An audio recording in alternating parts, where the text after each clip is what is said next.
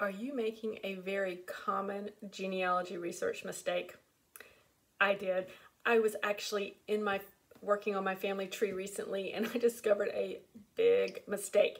And I'm going to tell you about that in just a moment and how you can avoid it. Hi, I'm Lisa Listen with Are You My Cousin, where I strive to take the overwhelm out of your genealogy research. Now, hit that subscribe button. You won't miss anything that I post here on the Are You My Cousin YouTube channel. Now, I'm going to tell you about my big genealogy mistake that I discovered recently. Because yes, I make mistakes when I research.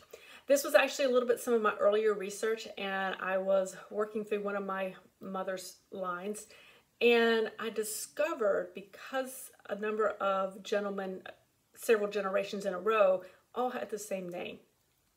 And as you know, researching men in the same family, same location with the same name gets a little tricky sometimes. So I had really just kind of put something in as a placeholder and thought, okay, I'll come back to it later. This is a kind of a sticky problem. I don't have time to deal with it right now. I'm going to look into this in the future.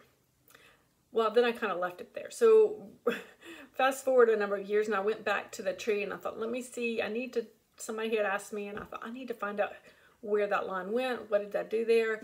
And I discovered that, I had a father who had fathered a child after he died.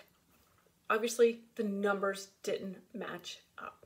The death date of the father was prior to, by years, to the son that I had listed. I had a big mistake on my tree. Now, the good thing is this was not a public tree on one of the major sites, so people can't just copy it and take it off and, copy it, paste and copy and have an error in their tree out there. But I made a very common mistake. I quite frankly was overwhelmed with my research early on. I had a lot going on with it. I was trying to do too many family lines at one time, and I failed to do the math. And as a result, I ended up with a parent-child relationship that just absolutely could not be. It was wrong. So I had to go in, chop off some, disconnect some pieces of the tree, go back really to, not square one, but pretty doggone close, and figure out to get things sorted out. And it's going to be quite a project actually to sort it all out, but that's okay. So what I want to encourage you to do, when your brick wall is stuck, when you have something as you're adding and you're evaluating maybe clues from someone else's family tree, remember, evaluate for clues, don't accept them as facts until you verify them. Do the math. Don't skip that process.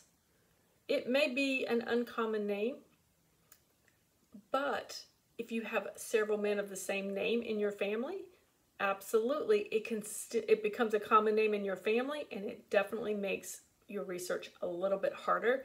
But don't make that mistake that I did. I think I was probably in a bit of a hurry. I was a little new at it, and here I had this very unusual name. I mean, really, his first name was Valentine. Isn't that a really cool name?